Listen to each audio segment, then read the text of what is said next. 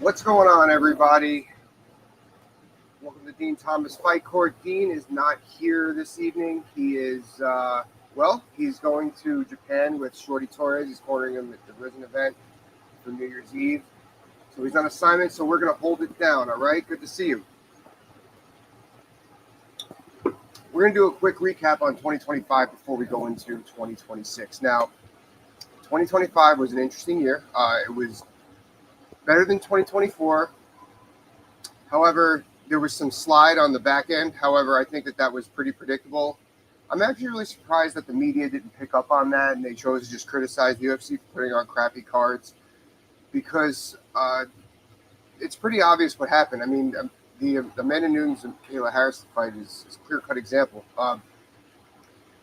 So it was Q3 when it was announced that UFC and Paramount struck a deal to start premiering the UFC, broadcasting the UFC in January of 2026. It was around Q4 where the cards kind of, because the cards weren't put together yet. Why were that? They were saving all their names for the Paramount cards. They didn't want to give ESPN any more big cards. It makes total sense. They wanted to go out, ride out their contract. ESPN, for lack of better words, wasn't really holding up their end of the bargain. The streaming service was pretty crappy. So it makes total sense. We initially thought that we were going to see Amanda and Kayla in November in Madison Square Garden. Got pushed back. It's going to be in January now, for Paramount, no less. And you can just see how everything unfolded from there. But that being said, there was some really good cards, really good things happened on the back end of 2025 that are going to lead for a very exciting 2026. Now, I'm going to break it down weight class by weight class. However, I want to make sure I can get my comments in here. All right, if you have any comments, guys, comment in. Let's talk about it. Let's discuss it. But I want to break down what we saw in the back end that's going to lead up to that, as well as what we're going to see going forward. First off, though, I remember I predicted that my breakout fighter was going to be Lerone Murphy at the end of 2024, 2025. I was pretty on the money. There was a lot of other. You could argue that there was a lot of honestly, even though Pantoja was champion, you could argue that he really had a breakout year because he really solidified himself as one of the best pound fighters in the world. But I had Lerone Murphy, and I felt pretty confident with that. I guess he's flirting for a title shot now. Something happened here. I forget everything going on. A lot going on. It's really tough to pay attention to divisions. That's what I should do. I should focus on one division. But of course, that's never going to happen. I jump all over the place. I remember Dean predicted that Jillian Robinson and Sean Brady will both hold titles at the end of 2025. It wasn't necessarily a bold prediction. Unfortunately, things happen. Sometimes the calendar goes a little bit slower than usual. Sean lost his last fight. But I think Jillian, we could totally see that within the first few months of next year. We could see that probably maybe not the first few months. August, September of next year, we could see that, unless they just give her a shot after the whole Amanda Lemos thing falling through right here. But anyway, going forward, actually, I forgot I was talking with somebody.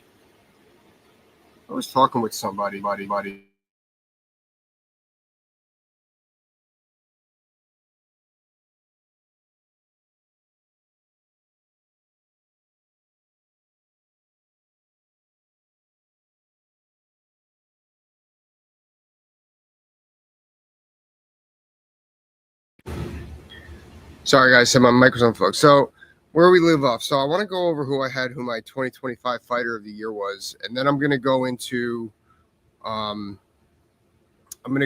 I think my breakout fighter for next year is going to be, who I think we should all get behind. But now, had Merab won that fight against Peter Yan, there was no question that I was going to have Merab Dvalishvili as the 2025 fighter of the year. 5 fights, title defenses, the activity, championship wins. There's no question. But he lost the fight. It's kind of like, I always joke that UFC rankings are like college football rankings. Like, there's a lot of gray area that come into consideration. But I don't think that's enough to give Peter Yan the title either. Jillian will definitely be holding that belt by the end of 2026. No doubt, Andrea, no doubt. I think that my prediction is August, September. I think she'll have it by then, but absolutely. She is clearly coming into her own. Looking forward to what she's got going on. And thank you for always supporting the show. Really appreciate you. Now, back to what I was saying. So I gave it to Joshua Van. He was my 2025 breakout fighter of the year, or fighter of the year. His story was just amazing, beating Roy Vall on short notice, getting his title fight. He's so young. And on top of that, not only I know how he beat Pantoja, I get it, but we're talking about what happened on paper. Does he win that fight next time? I don't know either, so, but I think that I did it because he had the volume of fights, the volume and the level of fights he had, plus he won the title. That's what gave me to him. That's what gave me the reason to give him 2025 UFC Fighter of the Year. Now, I could be a little biased because he's in front of the show, but I think that Ramaz Brahimaj is going to be the 2026 Breakout Fighter of the Year. He's already gaining some steam. He's about to explode. I know he's marketable. They're sending him to the International Fight Week. They're investing in him. And the dude's technique is just getting sound, and more sound every time he fights. Every time he fights, he's showing better ability to box and wrestle, not box then wrestle. He's showing a better ability to keep his range, move his head. He's showing his grappling capabilities, grappling defense. Every time he steps into the cage, he shows improvement in some other area. And he's got the right mindset. He's very appreciative of his position. He's working hard. We're going to see a lot of big things and some serious upsets from that end. I feel like the way Anthony Hernandez year went, where he's flirting with title contention now, that's where we're going to see Ramaz at the end of next year. That's what I think. End of 2026, he's going to be in that Anthony Hernandez category. So let's talk a little bit about 2026 now. So I'm going to break it down with the exception of the January card. I'm going to break it down what we're looking forward to per weight class and why you could see where there's just so much hype, so much build up, so many storylines at every weight class the UFC has to offer, both men and women. Now, before we get into that, I do want to make quick mention of UFC White House. Oh yeah, Donald Trump said that we're going to have 6 or 7 or 8 title fights. Not the smartest thing Donald Trump has said in the last few months. Honestly, it's not the stupidest thing he said in the last few months either. But we all know that that's absolutely ridiculous. It's never going to happen. That means they're going to start the card at like 10 o'clock in the morning and it won't end until like 1 o'clock in the morning. Now, I'm alone on this, or, maybe I'm not alone on this. I think I'm just the only one that's actually thinking about it. I know the UFC White House is this monumental event. They really got to make a splash, but they really don't. You're not going to need big names on that. I've been saying this for months. You're not going to need big names on the White House card in order for that card to get carried. That card in itself is going to be the White House. That's the big picture. You don't need big names to carry it. And on top of that, I feel like if you're going to put all these big names on one card, you're going to screw up your fall for the UFC. You're not going to have these. You're like what happened. Probably not as bad as what happened in Q4 for the UFC in 2025, but similar in Q3 of 2024. Now, 2026. Now, I think that they should use that opportunity. Yeah, lean on the American fighters. It's the White House, but it's not 4th of July weekend, so they really have to lean on that hard. But lean on the fighters you want to market, like a Ramaz Brahimaj, like an Anthony Fluffy Hernandez. Lean on those fighters, or even like those on like the top end. But like on the bottom end, you're up and comers, the people you want to get the spotlight, you want to get shine on. That's what they should be using the UFC White House as. That would really boost the promotion. But they really, it's an ego thing. I get it, and they want to make this. Plus, the president says this is what I want. I guess that's what they're going to do for him. But I really don't think that they need to make that much of a splash. So, all right, 2026 now. Let's look up UFC 324. I've already made it very clear. I think that Kayla and Amanda should be headlining that. I don't know why that is, but I think that fight's really interesting. I really wonder what they're going to do after that. Whoever wins it, I don't see a rematch happening one way or the other. But what a way to bang it out. What a way to start the year. Justin Gaethje, Patty Plummet. Actually, what? I'm not going to spend a whole lot of time in this card because we already broke a lot of it down. The pros and cons. I love Waldo Costa or Cortez Acosta. You're going to see a lot of big things out of that guy coming up. He's fighting Derek Lewis, so clearly they want to push him into title contention. Ranked number 5 at the UFC heavyweights. Who knows? Now, actually, the Derek Lewis fight is kind of a good test for him because he's going to have to deal with those heavy-ass hands. Now, I think that Waldo's doing all the right stuff, taking fights on short notice. He got that one eye poke a month before the short notice fight, came back, knocked the guy out. Dude's got some juice behind him. The UFC heavyweight division needs that. He's going to have a big push this year. However, I don't think he beats Tom Aspinall, but, things could happen. He's young. There's a lot to offer. Now, Song Yadong and Sean O'Malley. Song Yadong is so good. I'm really interested to see Sean O'Malley's bounce back fight here. I feel like Yadong is faster than Sean, and that's going to be a bit of an issue for Sean. If Sean can create angles, that might be the key there. But that's a fight that's a sleeper in the sense that fight's going to project a lot one way or the other for the division. And if you think about what I'm saying like that, because Sean O'Malley, I really hope they don't, but you can arguably give him a title shot after that. However, I think that we have a rematch coming, and I don't know which way the Peter Yan Merab fight goes. However, that being said, if Sean O'Malley wins that fight, a Peter Yan Sean O'Malley rematch is very attractive because everyone felt that Peter won that fight. So we'll see what happens there. I'd rather see Merab get the rematch. We'll see, though. Jan's got his hands full very early on. There's no question. But you see all these matchups I'm talking about going into 2026? It's insane. Gene Silva's still in the mix. Arnold Allen. We don't really got to go through all this. We kind of did that. But, all right, let's go down by division. So, the UFC featherweight division, the UFC flyweight division has more juice to it than I've seen in a very long time. I don't think that what happened with Pantoja and Joshua Van helped the division. I don't really think it hurt it that much either. They can have a rematch, although that's a long-ass injury coming back. Is Joshua Van going to hold the title by the time Pantoja gets back? And if Pantoja gets back, how does he not deserve an automatic rematch to whoever has the title? But here, let's break this down. Hold on.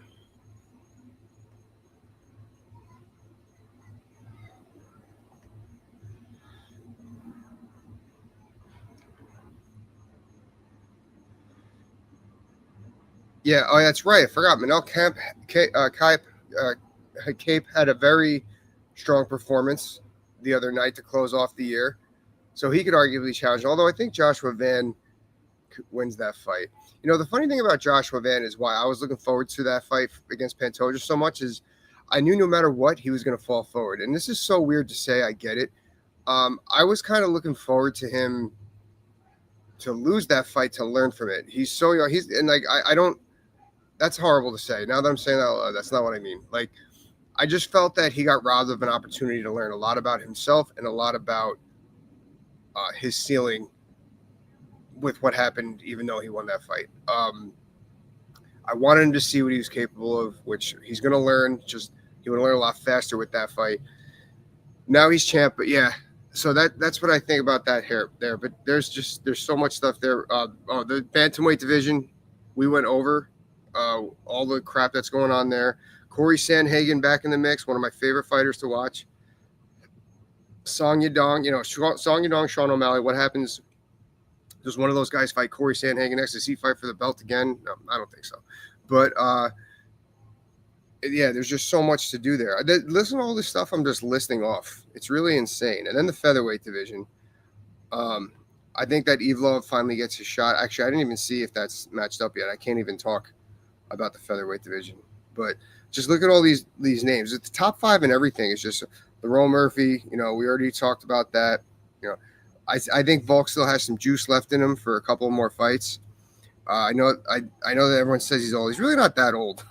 He's, what is he, 35? And he's newer to the sport, even though he played a wear and tear sport before in rugby. But there's so much good stuff to do here. I think Yair Rodriguez is like the odd man out as far as who beats who in the top 5 there between Evlov, Diego Lopez, Yair, and Lerone Murphy. What else we have? The lightweight division is kind of a mess. I don't see Max Holloway challenging for a title anytime soon. Justin Gaethje, obviously. The funny thing about Gaethje and Pimblett, I think that those two are the best chance those two have at winning a title is fighting one another. That's what I truly feel about that. I feel that they don't match up well. Gaethje a little long in the tooth, although still swatting. I don't think they match up well with anyone else in the division. And Max, I don't think he's going to be challenging anytime soon. Daniel Hooker just lost. Arman Tsarukyan, I think he should have got the title shot against Gaethje this time. I think that's it. Maybe they did this as a holdover. And, the welterweight division, that's not necessarily a mess, but I think Shavkat has to get up there. I know Ian Machado Gary is there. I think Shavkat's the man. JDM, that was really an upsetting performance he had his last fight. I wasn't expecting that. I had Islam winning, but I wasn't expecting what we saw. I don't think we need to get into that very much. But Sean Brady's still there. Carlos Pratas always sweating. Bilal Muhammad always looking for his title shot. And let's go up to the middleweights. The middleweights. Khamzat Chimaev hurt. Dean called this. Everyone fried Dean about it. Dean said it's horrible for the middleweight division if he becomes champion because he's going to have such long layoffs because he's always getting hurt. And look what's happened. Here we are. 2 months after his fight, he's hurt, and he's got to push back till probably April. I think I know what Dean was saying by that. Especially, you got to look at it like Dean's standpoint. Someone who works at the UFC, he's very close to how this matchmaking goes down, and he knows exactly what they're looking for. And they want fighters who are going to be able to show up for them. And if you keep getting hurt, it kind of puts things. So now we're going to have an interim title fight. Oh, Sean Strickland. Who's Sean Strickland fighting? I forgot who he's fighting. They just announced it. It's a rematch, right? I forget. If anyone's out there listening, let me know. And then we already talked about the heavyweight division, so we can skip that. But then we got the light heavyweight division. I know that Magomed said he was hurt or whatever. I don't think that anything changes if they fight again. I think that Alex knocks him out. Does anyone really want to see Yuri and Alex again? I don't think so. Carlos Uhlberg is the one, I guess. He's the one that's winning. But either way, as you can see, guys, there is a lot to look forward to with UFC in 2026. There's so much. The White House card, regardless of all the complaining that I just did, it's going to be fantastic. We're kicking it off with arguably, it's definitely a top 5 women's fight of all time between Amanda and Kayla. I really can't wait for this to go down. I think my girl Sam Hughes is going to make a lot of noise this year as well. It's going to be such a great year for the UFC, and no more pay-per-views. No more. That's going to save me $1,000 a year. That's no more pay-per-views. Fantastic. But anyway, guys, have a good night. Happy New Year from Dean Thomas's Fight Court, and we're looking forward to another big growth year to come. Peace.